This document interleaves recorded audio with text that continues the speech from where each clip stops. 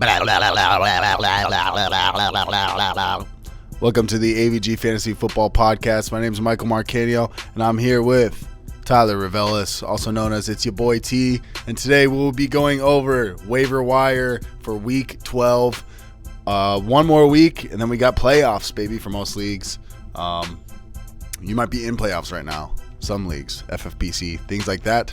But, waiver wire, pretty important towards the end of the season. Maybe you grab a last-minute guy. We'll be going over all that. Before we do, I'm going to have you, person listening, watching, subscribe to us on YouTube if you haven't already. Go check us out on the Apple Podcast app and leave a rating and review. Helps us out big time. If you are already subscribed to us on the Apple Podcast app, unsubscribe and then resubscribe. Follow us on Instagram and Twitter. Yeah, the unsubscribe, resubscribe thing kind of helps us with the algorithm. It's kind of a little trick. But anyways, follow us on Instagram, Twitter. Like this video if you haven't already. If you don't have time for the entire episode, we do I have a little time table of contents within the description with timestamps of when we talk about each player and where, all that good stuff within the video. So say you just need a wide receiver pickup, you can timestamp over to the wide receivers that we talk about and get your information that way. So it's a good little advantage you have there. So use it. You know what I'm saying? You know what they say, if you don't use it, you lose it. Am I right? No? Okay. Is my mic on? Oh, it is on. Yeah, it's been on. I don't know, dude. You always mute me sometimes, dude. I feel I don't feel like mute I'm in you. timeout. I never mute you. God damn it, Gary. I just mute you. But yeah, I don't think there's anything else we need to mention. Like we said, we haven't been doing live streams because we've been in timeout from YouTube. Let's just say that. Got a copyright strike. So if you subscribe to us on one of our live streams and you're like, why haven't these guys gone live in a while? That's why. But yeah, so let's just get into it, huh, baby? What you trying to do right now, bro? Trying to buy the wire. Pass the wire! Pass the wire! I'm trying to buy the wire. Buy the wire. It's time to buy the wire. It's time.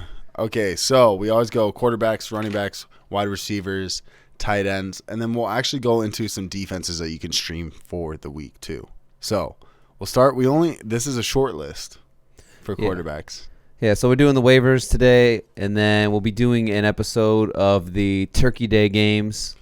So another short episode of just the 3 games that are going to be on Thanksgiving. That'll be available Wednesday morning for you guys, so just check that out too. Yep. But yeah, we'll start on the quarterback side right here. You got Taysom Hill. Taysom Hill, baby. For the New Orleans Saints. New Orleans. He did pretty good. Even just I'm in a double quarterback league, and he actually did pretty decent in that league. So he's not a bad pickup, to be honest. Yeah, I was looking at his availability.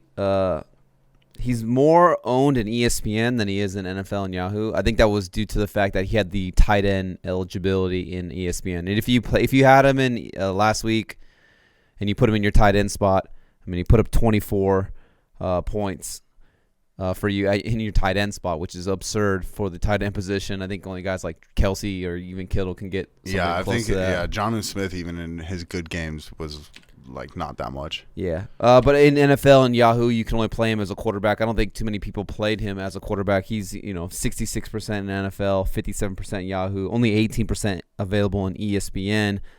They took away the tight end eligibility, so that was kind of just like a 1-week glitch. So if you got him and you used him, good for you. But it was like a one and done. Now he's only a quarterback. But with that being said, how do you feel about Taysom Hill? I mean, guy he goes 18 for 23, so he's pretty efficient with his passes. Gets you 223 yards. Doesn't throw for a touchdown, but he runs 2 in on the ground, which is nice for you, especially if you're in standard scoring, because those are 6-point touchdowns instead of 4-point touchdowns for passing. I mean, how do you feel about Taysom Hill going forward? Yeah, I'm not mad at it. like if you're in a weird spot, I mean, I keep getting into this situation where I play Matt Ryan on all the weeks he does really bad, and I think it's just one of those things he's got. If you have the rushing upside, you have the potential to put up points in a different way because he's not just like he's not a regular quarterback. You know what I mean? Yeah, I mean, he's pretty much in that same category of like Lamar Jackson, in my opinion, honestly. I mean, Lamar Jackson has just been one of the biggest letdowns of the entire season. But I mean, yeah, if you need a quarterback, I would play Taysom Hill this week over Lamar Jackson. Taysom Hill at Denver against the Broncos. I know they look pretty good against the Dolphins.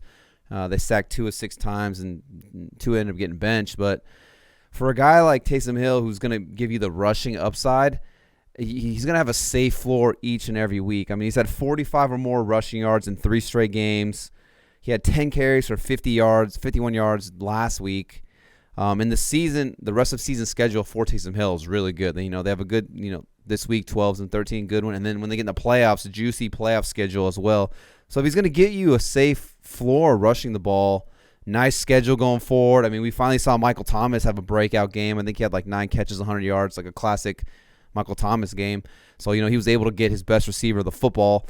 It's inevitable that eventually he's going to get Michael Thomas into the end zone or some of these other playmakers in the end zone. I do like Taysom Hill. I mean, if you're in a pinch, if you need a quarterback, I mean, like you said, maybe if you had Stafford who's just been a bum, not playing very good, or, some of these other quarterbacks have some tougher matchups, I would definitely go get Taysom Hill and throw him in my lineup because, like I said, the floor is going to be pretty safe on a week-to-week basis. Yeah, I'm definitely not mad at it. We didn't put it in there, but what do you think about Ryan Fitzpatrick coming in at the end with Miami? Well, they came out and said that it was just Tua was struggling. He got sacked like 6 times, and our offense was just stagnant. I'm a Dolphins fan. Anthony's a Dolphins fan. We scored on the beginning of like the first quarter, but that was because we got a pick and we had got the ball at that 30-yard line, so we had good field position. But outside of that, Miami could not move the football. Tua did not look good. For a guy who's supposed to be, super accurate, he looked very inaccurate. So I think they were just trying to spark the offense. Inaccurate. Inaccurate. Just spark the offense to get the ball moving, and it did. As soon as Fitzpatrick came into the offense, you just saw immediately he was pushing the ball down the field. They were driving. They actually had a chance late at the end of the game to tie it up, but Fitzpatrick threw a pick in the end zone in the end of the game. But I think that's why they put Tua in over Fitzpatrick. If you look at Tua's red zone efficiency, it's like one of the best in the NFL. But Fitzpatrick's is not very good. He's just a gunslinger. He literally just goes. This is what Fitzpatrick does when he goes back in the end zone. Chug it, football. Yeah. He just closes his eyes and throws it up. So he's good, but he's not. I mean, he's a gunslinger. But it should be Tua going forward, especially this week against the New York Jets. Probably a game for them to boost up his confidence again for Tua. Yeah, definitely. Just curious what you thought. Yeah. Okay, we can go on to the next one. There wasn't any really. I was kind of looking at some streaming quarterbacks, but there wasn't really anybody else that you're like, let me stream him this week. It's a good matchup. Right. Maybe Kirk Cousins. I was thinking Kirk Cousins at first at home against the Panthers, but I mean, you could run all over the Panthers. And the Vikings, they want to run the football. And then Thielen's on the COVID list too, so maybe he plays, maybe he doesn't. One thing I can say too is I saw Tannehill was available in a lot of leagues. This week's matchup isn't very good. He plays the Colts again. Obviously, I think they have the number 1 defense right now in terms of stats and all that stuff. But when you get in the playoffs, 2 juicy matchups for Tannehill. I think he plays the Lions and the Jaguars. So that would be a guy where if you're kind of playing the matchups with quarterbacks, I would go grab Tannehill and just stash him for the playoff run. Yeah, I'm not mad at it. All right, let's go on to running backs here. We got Gus Bus. So there's a lot of talk about this just because they do play Pittsburgh on Thursday on Thanksgiving, but J.K. Dobbins and Mark Ingram both have COVID. Yeah, they both tested positive for COVID. So it's just Gus Edwards mostly. I think Alex Collins is still there. It's Justice Hill, I think. Alex Collins is on the Seahawks now. Oh, that's right. Excuse me. Sorry. Yeah. But yeah, so do you think that it's all Gus, or do you think that maybe they switch it around, or they do like a double running back play? I mean, I think you do see some of Justice Hill. I think he's the second-year guy for them. So I think obviously he gets incorporated somewhat. Maybe they let Lamar Jackson run the ball more. We were talking about this off air. It's like you said it. You're like, hey, if you just make Lamar Jackson try to beat you with his arm throwing the football, you're probably going to win most of the time because he's just not very good. They don't have very good playmakers out there. Hollywood Brown's been a bust. Andrews has been all over the place. Snead is no one impressive. They get Des Bryant, but he hasn't played in 3 years, it seems like. So it's like I don't get why they don't just have Lamar Jackson run the ball 20 times a game. I get it. You can't have your franchise quarterback running so much. I mean, he can get hurt. But it's like if you want to win football games, that's what he's good at. And they're supposed to have this elite team. So, I mean, that's how they won a lot of games last year. Yeah. Well, I mean, Gus Edwards, he'd be my number one waiver priority this week if you need a running back. Obviously, this is kind of like I don't want to say a weekly rental, but it kind of is because you're expecting Dobbins, who's emerged the last couple weeks, and Mark Ingram to be back after this week because, hopefully they'll be off the COVID list in week 13. But, yeah, if you need a running back this week, I do like Gus Edwards. I mean, he's the last man standing basically, 70+% available. And I get it. It's supposed to be a tough matchup against the Pittsburgh Steelers, but they've actually struggled defending the rush in the last couple games. And the last time that the Ravens played against the Pittsburgh Steelers, Gus Edwards had 16 carries, 87 yards, and a touchdown. Gus Edwards says he's had a touchdown in 3 of his last 5 games, so he was the goal line back pretty much out of all those running backs. Now that they're not there, he's for sure going to be the goal line running back. And even J.K. Dobbins had a crazy good game, 113 rushing yards versus Pittsburgh the last time they played. So if Gus Bus could see, 15 to 20 touches and some goal line carries, I do like him as an RB2 this week. Yeah. And it definitely could happen. I do think Pittsburgh fills those holes that they were getting exploited through. But, I mean, the proof's in the pudding. Yeah. You know what I'm saying? But, okay, let's move on to the next running back here. We got James White. Do you think that, we're going to talk about some of these Patriots running backs here. Do you think some of this has to do with the fact that they played the Texans? It could, and then it's also largely, in fact, to Burkhead. I'm pretty sure the reports came out that Rex Burkhead tore his ACL, so he's going to be out for the season. Nice. So, yeah, James White, he's 60+% available. And yeah, like I said, I'm pretty sure the reports came out that Burkhead tore his ACL. I don't know if they're still doing tests and all that stuff, but it doesn't look good. So he's no longer there. You got James White, who should see an uptick in playing time and targets, all that stuff. I mean, it's like you had Damien Harris was kind of like the thumper. The guy was getting 15 carries, some goal line work here and there, not really getting incorporated in the receiving game. Then you got James White, who's doesn't really run the ball, but he gets, targeted. And then Burkhead was like the hybrid baby of the two where, he runs the ball, gets some goal line carries, but then also gets a ton of catches too. That guy's gone. So what I'm assuming is that Sony Michel was healthy. We'll touch on him in a second. He was a healthy and active, but it's kind of like I think all these touches just kind of get split in between James White and Damien Harris. James White was getting dropped in a lot of leagues. He just was kind of non-existent. I don't know what it is with Cam and all that stuff, but yeah. In terms of who's going to be the pass-catching running back for this team now that Burkhead is out, I mean, it has to be James Damien White. Harris is a capable pass catcher. For whatever reason, he just doesn't get utilized in the passing game. But here's the target distribution for these running backs for the Patriots. James White leads the way with 41 targets. Then Burkhead has 33 targets. And then the next closest running back is the fullback, who has 7 targets. So I'm going to assume that James White gets a majority of those Rex Burkhead targets. I would definitely go get James White, especially in PPR leagues. I think we see a little bit more of the James White of old coming forward. Yeah, that's a guy where you can grab. Gus Bus was more of like a weekly rental. I think James White's a guy like if I need a running back for rest of season. Yeah, I would definitely put in a claim to go get James White. Yeah, I'm with that. So that being said, like you just touched on Damien Harris a little bit. What do you think? I mean, I just threw him in there because I feel like we talk about him every week. He's our John Brown of 2020, where every week we talk on him. He's still available in a decent amount of leagues. I would say 40+%. It just depends. Obviously, ESPN, NFL, and Yahoo, those are the 3 I kind of base it on. They're all over the place, but he's still available in a good chunk of leagues. Right. For a guy who's been seeing, around 15 carries, he looks good. If you watch him run the ball, he looks explosive. He looks good. And all the reports out of training camp were that he was the best running back in training camp for this offense. So I would definitely go out and grab him. Burkhead being down, if all those targets are going to go to James White's not all of a sudden going to get you 10 carries like Burkhead was getting. I'm thinking more of these carries will go to Damien Harris, so we can see Damien Harris. And then all the goal line carries, Damien Harris is going to get snaked by Burkhead. So, yeah, I do like Damien Harris going forward, even more than I did before. Damien Harris is good. He's definitely super underrated, I feel like. Yeah. Then we talked on Sony Michel a little bit. Do you think this is like when you go to McDonald's and then like you get the kids' toy, but you get like the worst one as a kid? Or it's like you reach in the bottom of the cereal box and it's like, God, this toy sucks. Or you get all excited. Or when you go to McDonald's, you're like, these fries smell so good. And then they taste stale as fuck. No, I mean, I feel like I always like it.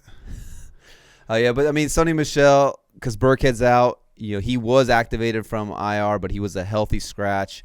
I'm assuming that now he will be more incorporated into the offense, or he'll be activated, and he's probably going to get some type of run. I can't imagine that he just doesn't get run. But, I mean, a guy who hasn't played in, X amount of weeks, who doesn't look very explosive, coming off multiple injuries, I'm assuming that they just ride the hot hand with Damien Harris. James White is the PPR guy. Sony Michel's not a guy who's going to go out there and get you, a bunch of targets or receptions. So I think Sony Michel maybe gets incorporated, but I can't see a scenario where he comes in and he impacts the game like Burkhead was. Burkhead was, like I said, he was stealing rushes from Damien Harris and goal line carries. And then he was stealing targets from James White. And now that he's gone, I just feel like that really opens things up for Damien Harris and James White. I mean, Sony Michel for sure could come in and snake some goal line carries, but he just hasn't looked very good at all. Yeah, Anthony talks about it all the time. He just looks slow. Yeah. He just doesn't look good. He doesn't look explosive anymore. But, yeah, so I'm with you on there.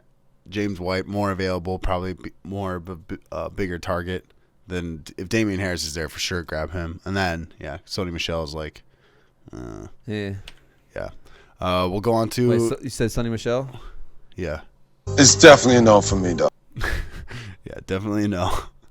Let's go on to, this is the Miami Dolphins backup they got from the 49ers, Salvon Ahmed. I thought he got injured in the middle of the game for a second, but he came back and he was good to go. So, what are your thoughts? I think you get, if you're in a pinch, go grab him. I mean, he's being utilized. Yeah, for sure. I mean, yeah, like Mike said, he got banged up, shoulder injury, but he came back in and he finished the game off pretty good. I'm not sure. I think I said this. I don't know if I talked to Anthony off air or if I said it on one of the episodes, but for whatever reason, when Fitz is in the game, and I don't know if it's just because we've been winning or whatever it is, or it's Tua, who knows. But for some reason, when Fitzpatrick's in the game, he's targeting the running backs. And I don't know if it's Gaskin being out as well, if that's making something on this. But Tua just has not been targeting the running backs for whatever reason. Just something to pay attention to. But, yeah, I mean, with Myles Gaskin on IR, I think he's eligible to come off the IR this week. We'll see if he does or not, and we'll see if Myles Gaskin comes back to play or not. I think if Gaskin comes back, I think Gaskin is the guy who takes back over that starting running back role, and then Salvon Ahmed would just be like the backup. But, I mean, for what the Dolphins want to do, it's kind of like, I want to say kind of like the Steelers, where they don't really play running back by committees. They kind of just, hey, here's our guy. And if it's not the starter, then it's the next man up, and he's going to be the main guy. I mean, the 2 games that Salvon Ahmed's been there, 76% of the snaps and 66% of the snaps. I mean, those are the same territory of the amount of snaps that Myles Gaskin was getting on a week-to-week basis. And he's been getting the ball a ton, 22 touches in 1 week, 17 in another week. In terms of PPR points, 16 1 week, 12.5 the next. So a safe floor. He'd be a decent little RB2 right there if Gaskins isn't available for this week. Playing against the Jets, enough said.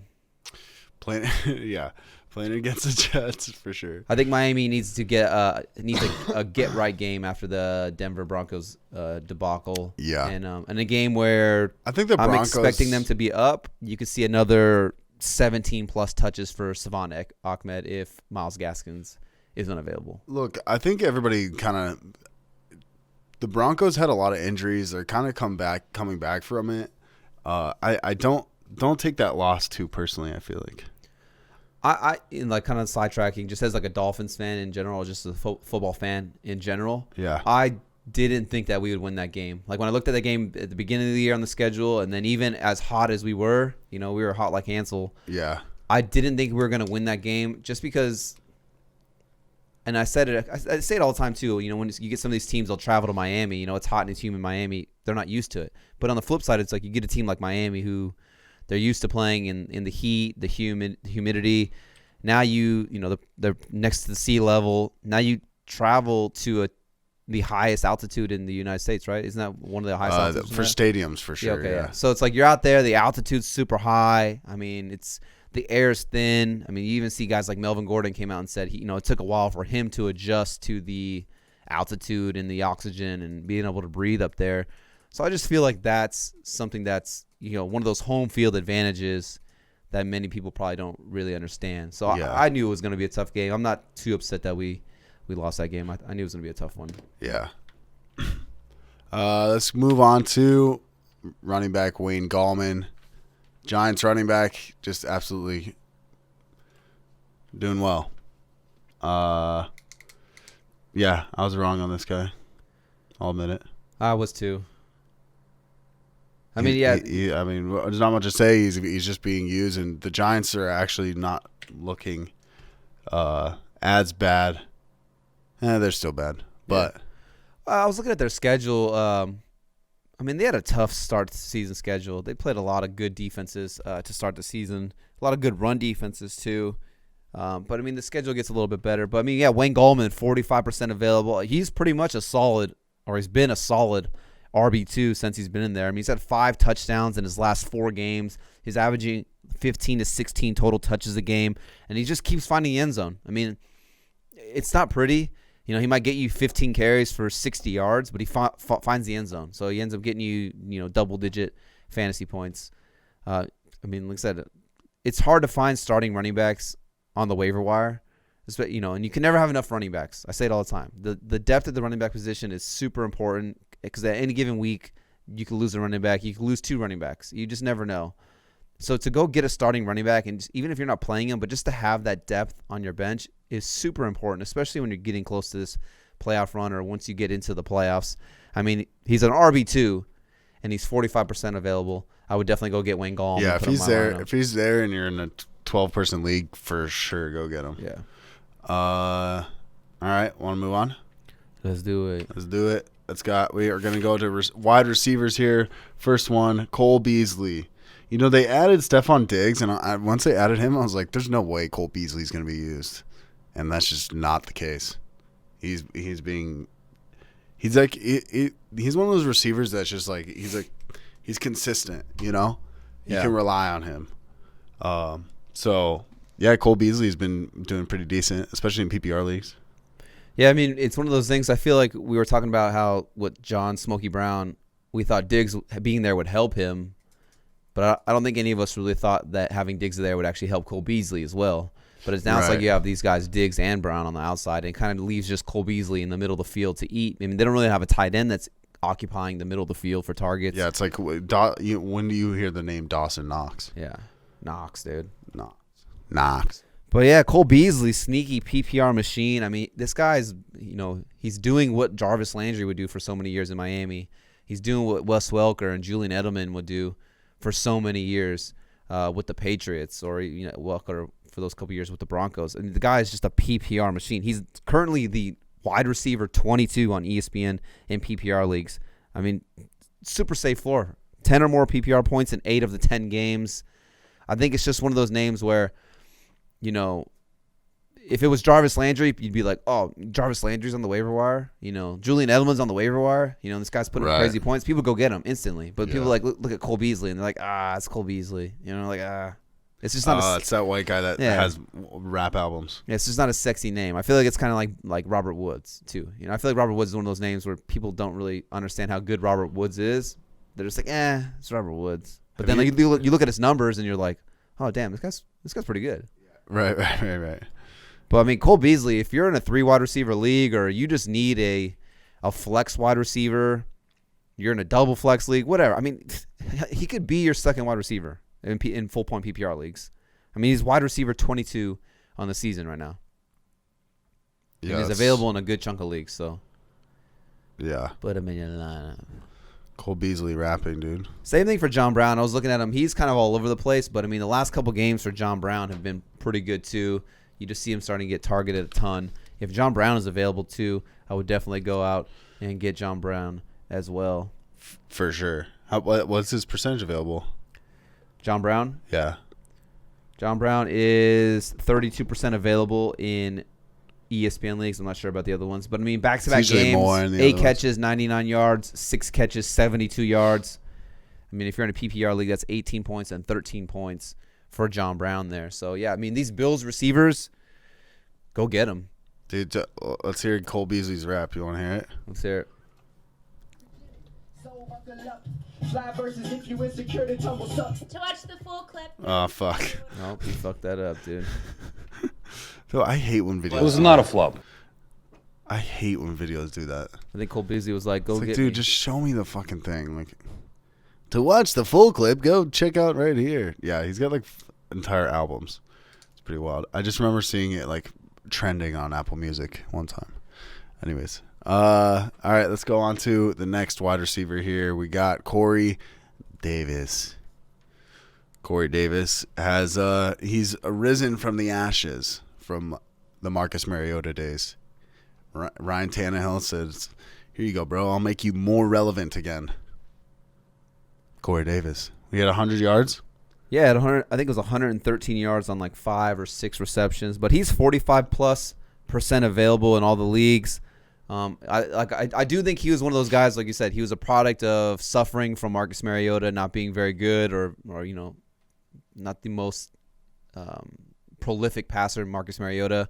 And then also being like the number one there, kind of like we were talking about Cole Beasley and John Brown, having Diggs on the opposite side really helps them because that's just, an elite receiver that they have to pay attention to. So them having A.J. Brown and A.J. Brown just being a grown man amongst boys out there, it seems like, because you see that run and catch that A.J. Brown had on Sunday. Caught the ball like the 5-yard line and dragged a couple guys into the end zone. But I think just having A.J. Brown out there helps Corey Davis. I mean, Corey Davis is still, from a physical and talent standpoint, he was the 5th overall pick a couple years ago. Obviously, it hasn't panned out. Could it be Marcus Mariota? For sure. Could it just be that maybe he isn't, that good to be a top 5 pick? For sure. But obviously, there was something there that the NFL scouts saw that, hey, this guy's talented. Let's see what he could do. Having Tannehill there obviously helps. Having A.J. Brown there obviously helps. And we're kind of seeing the emergence of Corey Davis. A good year for him to have an emergence because he's in a contract year. So probably going to get a nice little payday after this season. But like I said, he's 45+% available. Go get Corey Davis. He's been a guy I've been trying to go get in a couple leagues, but people just won't go get him. One thing I can say, it sucks like running this podcast. I think you have this same problem too, Mike, is whenever we try to go trade for players. Yeah, I've tried it, yeah. People be like, well, why do you want him? What do you know so that I don't annoying. know? And I'd be like, I just want him. They'll be like, well, if you want him, then you must know something that I don't. I don't want to trade him. And it's like, we do this, but it's not like, dude, I'm not like a complete I'm not looking, I know I pay attention, but you know what I mean? Just like anybody else. But I'm not some fucking messiah. I don't know the future. Like, I could be wrong. I could trade too much for a guy, and I could be completely wrong. Yeah. You know what I mean? For sure. Yeah. But Corey Davis, go get him. I mean, he's been solid. 11 or more PPR points in 7 of his 8 games. So he's had a safe floor every single week outside of the 1 week where he got you a goose egg. I think it was against the Chicago Bears, who have one of the best pass defenses in the NFL. So it wasn't like he just put up a dud game out of nowhere. But, yeah, safe floor, 11 or more PPR points in 7 of the 8 games. And then Anthony, I think, said it. I think he said it on air maybe, but I don't think people really understand. But this is more of like a 1A, 1B scenario here. It's not like, A.J. Brown's the 1 and Corey Davis is the 2. It literally is 1A, 1B, kind of like a Cooper Kupp and Robert Woods. I mean, both And they've both missed 2 games on the season. A.J. Brown has 59 targets. Corey Davis has 55 targets. But Corey Davis actually has more receptions and more yards than A.J. Brown. It's pretty close. But A.J. Brown is the one who has the more touchdowns. So I would just say I think A.J. Brown's more talented right now. For sure. I'm not saying the talent. I'm saying in terms of the stats. No, for sure. People are, if I told you, hey, A.J. Brown's on the waiver wire, you'd fucking go get him, right? Yeah. But it's like in terms of the numbers, I did in that Corey Davis is doing everything that A.J. Brown is doing. Targets, receptions, yards. The touchdowns, I think A.J. Brown's got him out touchdown 7-3. But touchdowns are hard to predict sometimes. You just never really know. But in terms of, like I said, targets, receptions, and yards, they're literally neck and neck. So it's not like one guy is the main guy, right, and the other guy is kind of like the back burner guy. They're literally getting the same amount of volume. So why wouldn't you go get this guy? It just doesn't make sense to me. Yeah.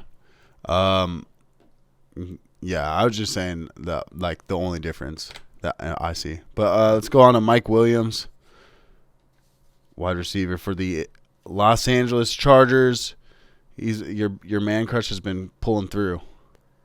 I mean, when you got Justin Herbert back there just slinging it, I mean. You see Justin Herbert cut his hair? Yeah.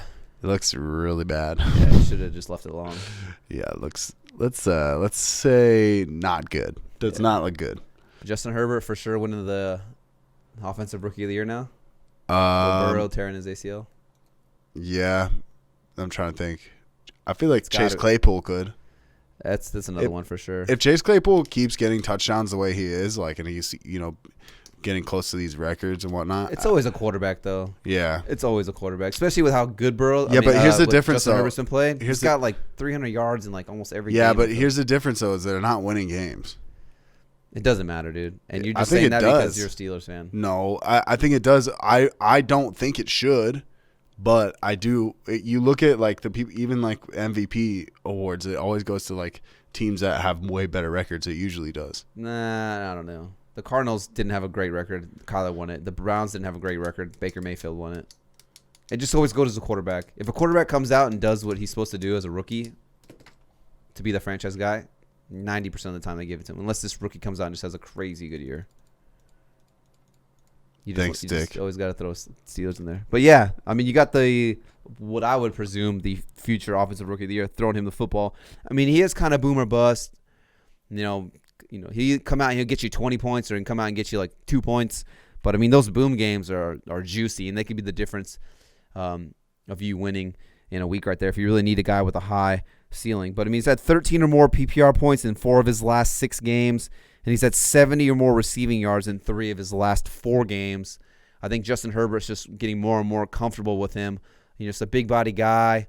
I mean, you literally just throw it up to him, and I feel like he's one of those guys where he's just unguardable. Like, it just doesn't matter who's on him. He's just so big, and he just like out muscles and out jumps any DB that tries to go cover him. Yeah.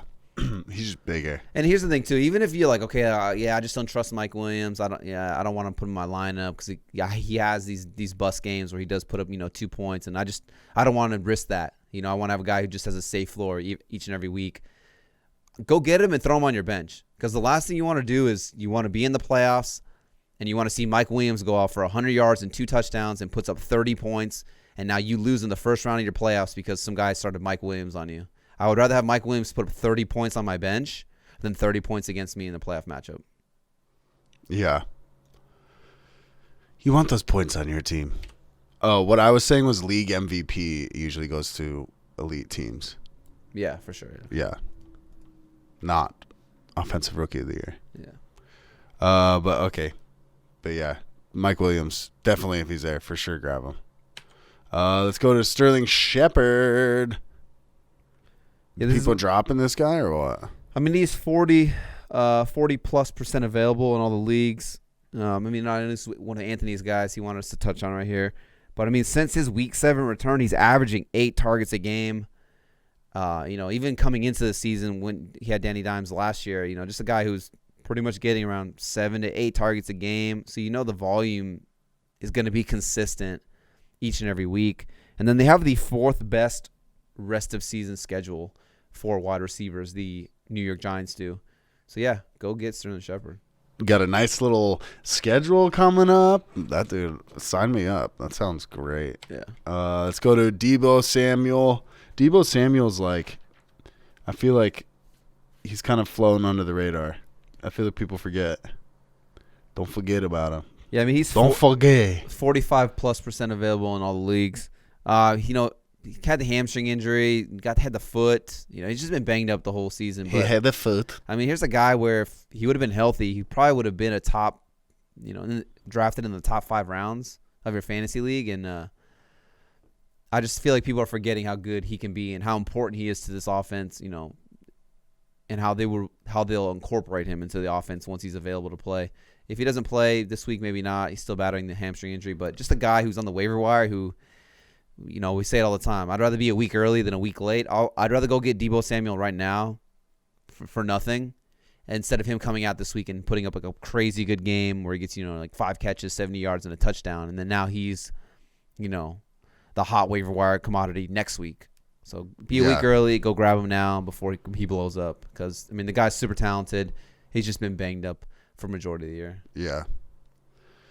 Yep, I couldn't agree more. The guy's good. He's got 2 legs and they run real fast, and then he's got 2 arms and they catch balls real good.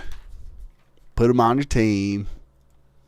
All right, let's go to Michael Pittman Jr. I actually like this guy. He's got a sweet name.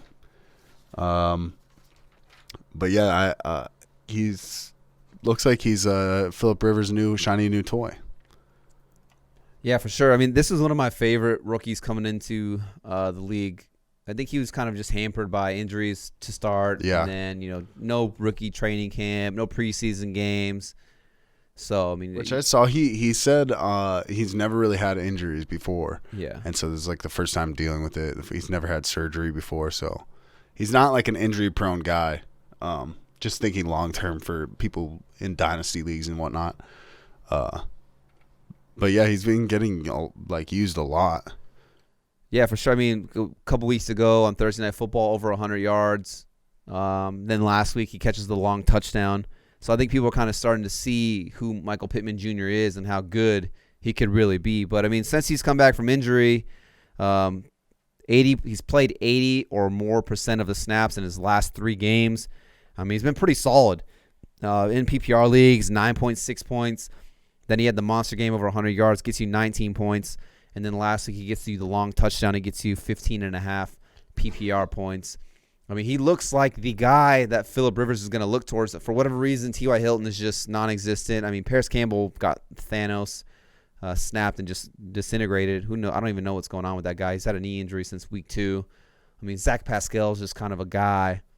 So, in terms of who's going to be like a playmaker, I think it's Michael Pittman Jr. And just, a little cherry on top, the Colts have the second best rest of season schedule for wide receivers. So I would like to think that the trend that he's been on, playing a ton of snaps, putting up a good amount of points, is going to continue with how juicy the schedule is for him rest of season. For sure. Pick him up, Michael Pittman Jr. One of my favorite guys. We're gonna do a dynasty league. We were supposed to do it this year, but a couple people bitched out. They were complaining about COVID. By the way, Mike was trying to tell me. Sorry, this is kind of not podcast related, but he was trying to tell me no, I was down. He was not down. Yeah, and I was like, bro, that is not true. He was not down. Every week you told me, but what if this happens? What if this happens? He was not down. I was like, bro, you're crazy if you think that you were down. Drives me nuts. Yeah, but next year we're gonna be doing a dynasty league, and your boy's gonna be looking to get him. And some your Michael boy Pittman. looking to snake him from you, boy. That's how I do. You always snake receivers from me. I do. Sandbagging son of a bitch. Yeah, I like USC receivers. Juju, Michael Pittman. Name another USC receiver. Michael Slitman, Senior. Can't even do it. Let's go to tight ends. Nelson Aguilar, USC. Let's go to tight ends. We got Dallas, Goedert. So Zach Ertz. Is Zach Ertz over with? Is this done? That's it or what? Is that a wrap on it? I think he's gonna come off IR, so you just got to keep an eye on that one. No, but I mean in general. Oh, like in Philly? Yeah. Or just in general. I don't think so. I think he's still talented. I think Ertz's problem was How old is Zach Ertz? lack of weapons. And I said it all the time. I mean, if I'm a defensive coordinator and you have all your starting receivers out, Goedert's hurt, it's like I'm literally going to just blanket Goedert. I mean, I'm literally going to blanket Ertz, and I'm going to take him away. You could beat me with these other guys. And I think that's what the defenses were doing. So I think once he comes back, Ertz will – I'm guessing. I could be wrong, but I'm guessing that he'll be back to the Ertz that we all thought that he could be. But, yeah, in the meantime, though, Dallas Goedert been balling 90+% of the snaps the last 2 weeks. He had 6 targets in back-to-back games. I think he gets you a junk time touchdown at the end against the Cleveland Browns this week. But, I mean, junk time, garbage time, points, those are still points in my fantasy lineup. I think he gets you over 100 yards in a tug. However it ends up on my team, I don't give it. I don't care. Yeah. Actually, I saw it was kind of crazy talking about just garbage time points and stuff like that. I saw a tweet. Some guy won by 0.6, I think it was. He beat some guy by 0.6, and he had Mike Evans. And he won because Tom Brady had that pass where he threw the ball, caught it, and then he turned around and threw it right away to Mike Evans, and he caught it. And that's obviously a penalty. So they called the flag on it. But instead of, like, accepting the penalty yards and pushing them back for, like, a replay of the third down, they were just like, we'll just decline the penalty because it was going to be fourth down, and they punted anyways. So some guy won on that. But imagine losing because Tom Brady threw the ball, it got batted, he caught it, and then he threw it again, which is illegal. Right. And then Mike Evans gets an 8-yard catch, so 1.8 points in PPR. And then now you lose by 0.6 because they didn't accept it. Yeah, that's annoying. That's pretty bad. That would piss me off. But, yeah, Dallas Goedert. If you need a tight end, go get him. There's definitely worse losses. The way I won with Jonnu Smith in that one game, I would be more mad from that than because when he threw over the line of scrimmage by like 2 yards, like I mean that was so far over for sure. But let's go on to the next tight end here. We got Jordan Reed, the 49ers tight end. George Kittle died. Not really, but you know. Yeah, it sucks if you're a George Kittle owner. It's breaking my heart. Breaking my heart. I got George Kittle in the league, and yeah, it's been good when he's there, but the guy's been banged up. They said he might be able to come back still, but all the medical experts that I've been seeing have been saying he's probably out for the year, especially with the 49ers most likely not going to make the playoffs. I mean, they just paid him it's crazy $70 million. There's no reason to have him go out there and get hurt even more than he already is because he's been banged up the whole season. How annoying is it to be in the NFC West when you know on the other side of the country the NFC East is like the worst division ever? And and then the Niners, like them not making the playoffs, like they should make the playoffs. What's their record right now? I think they were like 5-4, 6. They might be 6-3. I don't know. They're like up there. I think they're 5-4 maybe. Yeah, that makes more sense. I don't know. But yeah, Jordan Reed filling in for George Kittle as the tight end here. I mean, back in like week 2 or week 3, Jordan Reed came out. He had the monster game, gets you the 2 touchdowns. He was a hot waiver wire pickup then. Then he comes out next week, he gets hurt after scoring a touchdown or making a catch in the end zone. Gets hurt. He was on IR for a while. Comes back. He kind of, Thursday Night Football, he came back. I took a shot in the dark. I started him in Thursday Night Football. Didn't do very good, but he didn't play too many snaps. I think they kind of just used him because they didn't have any playmakers. But then the very next week after that, gets more incorporated into the offense. He's 70+% available. But, last 2 weeks ago before their bye, 5 catches on 6 targets for 62 yards. And they actually have the best rest of season schedule for the tight ends. So, yeah, if you need a tight end, I think Jordan Reed's a good guy to go out and grab. I mean, who's going to be the pass catcher tight end here? Is it going to be Ross Dwelly or Jordan Reed? I would assume it's going to be Jordan Reed. When they get into close to the red zone, who's going to be a guy that Nick Mullins looks for?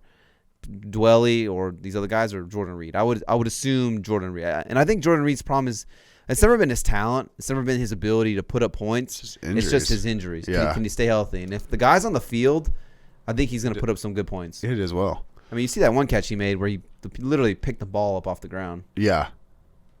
Literally. Yeah. Let's move on to defenses here.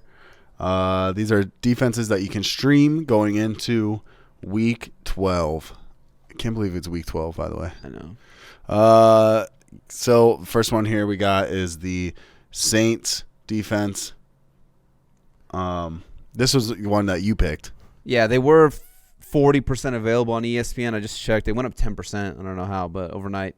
So they're only 30% available. I'm not sure what on the other leagues what their availability is. But if the Saints are out there, I do like them this week as a streaming option. I mean, the last 3 weeks, the Saints defense has just turned it on.